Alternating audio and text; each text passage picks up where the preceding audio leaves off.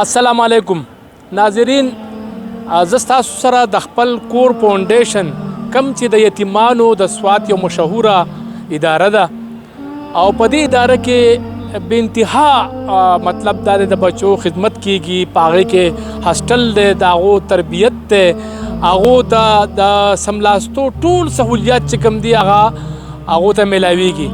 ما اورېدلی دی چې نن سبا هغه د مالي مشکلاتو سره تر مخه ده، نو زه به یو اپیل کوم تاسو ټولو ته، څوک چې ما اورئ ینئ مې، نو زه به دا غواړم چې تاسو د هغو سره خپل مالي مدد وکئ، ولې چې یتیمانان بچي هغه زموږ د ټولو په شریکه دي. په سوات په کشیدګۍ په حالات کې، بیا په نارمل حالات کې، د هغې نه مخکې دا زه چې کله هم دې ادارې ته تللی یم نو هلته کې ما یتیمانان بچو لیدلي دي، د هغو ښه تربیت کیږي، هغو ته د رهایشو د خوراکو هغه ټول سهولیات ورته ورکړی کیږي.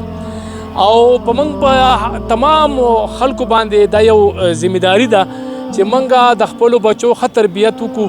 نو دا یتیمانان بچي چې څونه دي د هغو ذمهداري په موږ باندې هم راځي چې د هغو هم تربیت وشي. نو زه به دا اپیل کوم، دا به ګزارش کوم چې یاره د هغو سره تاسو مالي امداد وکئ. په دې کې زه به تقریبا که غلطه نه یم نو زما خیال دی چې د 900 پورې یتیمان بچي په دې سکول کې موجود دي. هغه جنکۍ هلکان پورا یو سیسټم دی دلته کې.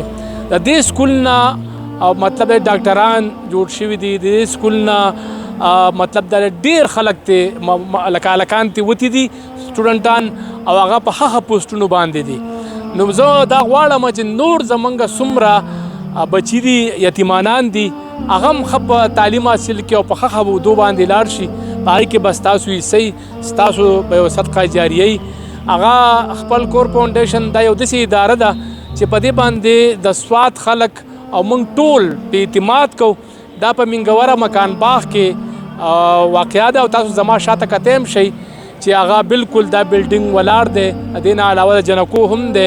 نو زه دا اپیل کوم خپلو خلکو ته چې یاره تاسو په دې کې خپل تعاون وکئ او د دې یتیمانو بچو سهاره جوړه شئ.